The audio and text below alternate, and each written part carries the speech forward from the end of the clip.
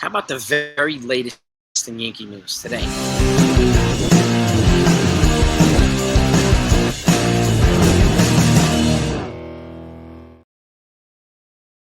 What's going on, everybody? Hope you're doing well.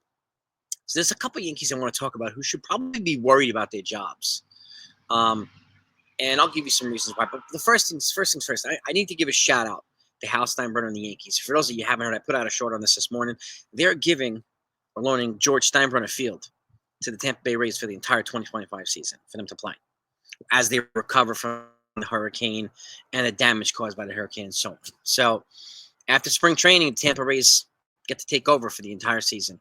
And they'll probably draw more fans in than they do in their own stadium. So, but kudos to the Yankees for doing that. That's an incredible gesture of generosity, okay, to help not only the Tampa Bay Rays, the fans, the business communities, and while they recover. Say what you want about Hal and the organization, but that's first class right there. First freaking class. So now, by the way, on everything. There's a lot more deadlines coming up too. We have the Rule 5 protection deadline. Yankees have to decide, and all the teams have to decide who they're going to protect for the Rule 5 draft. That's coming up on Tuesday. And then you have the non-tender deadline coming up in about a week as well. So there could be some non-tenders happening to cut more payroll before the winter meetings come in 3 weeks. And speaking of payroll, the Yankees would generate about $15 million in additional revenue as well from loaning to raise their stadium. So that could be used towards payroll, could be used towards Juan Soto, it could be used towards bat or reliever, or maybe to pay down some of their debts because they're self-financing their own stadium and they can give up a lot of revenue sharing too. So either way, it's $15 million that they didn't have before for being first class. So kudos to them for that. But now, there are 4 players. You know this is Ben Rice. Right? And the 3 players I'm going to talk about, only one of them played the full season. Okay, Ben Rice, catcher / first baseman. He got an opportunity at first base.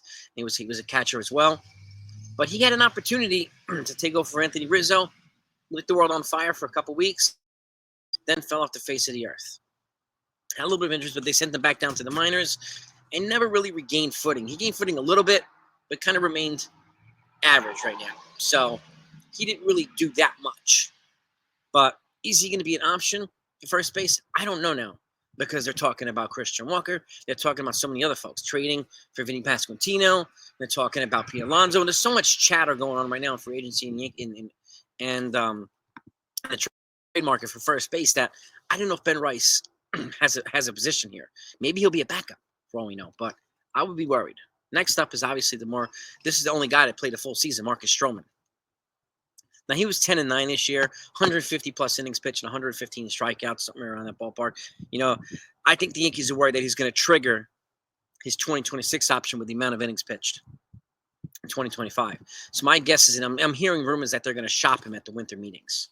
So, and this is an opportunity to clear payroll. He's scheduled to make $18 million in 25 and $18 million in 26. That's a significant amount of money that he could use elsewhere. And I'm guessing they're going to try to move him and Nestor Cortez. And if they do that, I would expect them to add a frontline pitcher that's not named Roki Sasaki, unless they get Roki. So, but if they somehow get Roki Sasaki, I would start him here in relief and then transition him over time to a starting pitcher if that's what the plan was. But that's just me. So Marcus Stroman's another guy, okay? Number 3, DJ LeMahieu. This one's obvious. I mean, he missed most of the season. He's missed most of the last couple seasons with injuries. This guy's a multiple batting champ. He lit the world on fire with the Yankees, the Rockies. And that's why they signed him to the 6-year, $90 million deal. But we've got 2 years left at $15 million per, and all signs are pointing towards him either back up or being potentially DFA'd or released, unless they somehow can get him to waive his no trade clause and trade him to a team to get something in return, which would give him an opportunity to play more full-time than he would be with the Yankees, because there's really no room for him right now.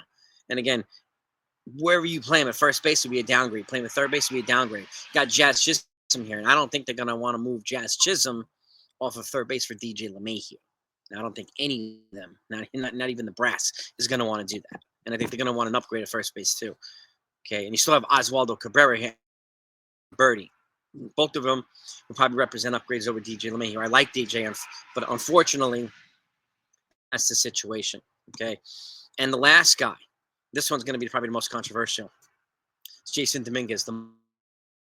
Okay, and there was an article written about these 4 guys, and I agree. about these 4 guys potentially needing to worry about the jobs. Okay, why Jason Dominguez? Well, there was yesterday, the White Sox expressed their demands. What would it cost from the Yankees?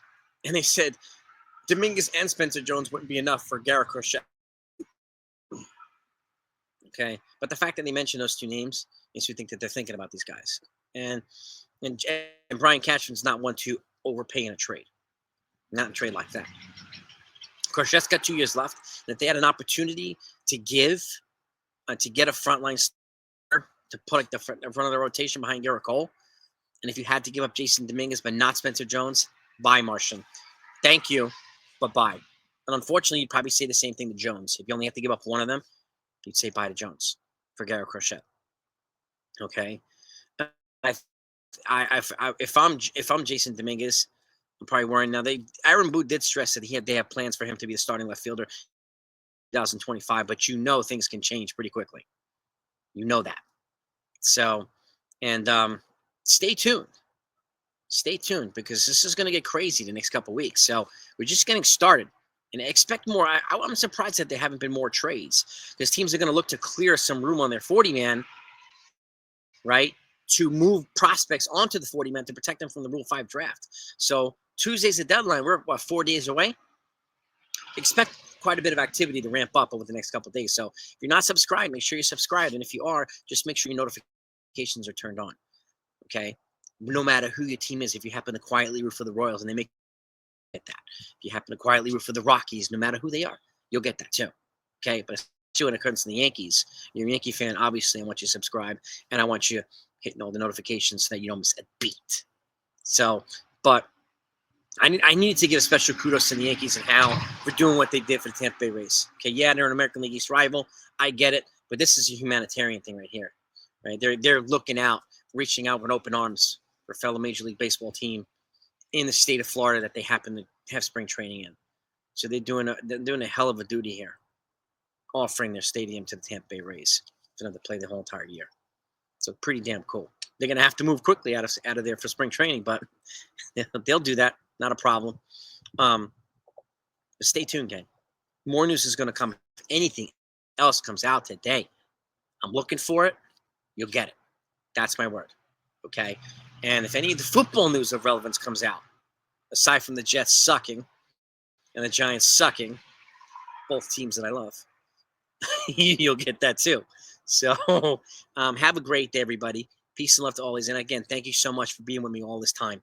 Your support, no matter what you do, your feedback, your insights that you bring, you all make this channel what it is. And I thank you for it. And we're looking to climb towards 30,000 subs next. So come along for the ride. Peace.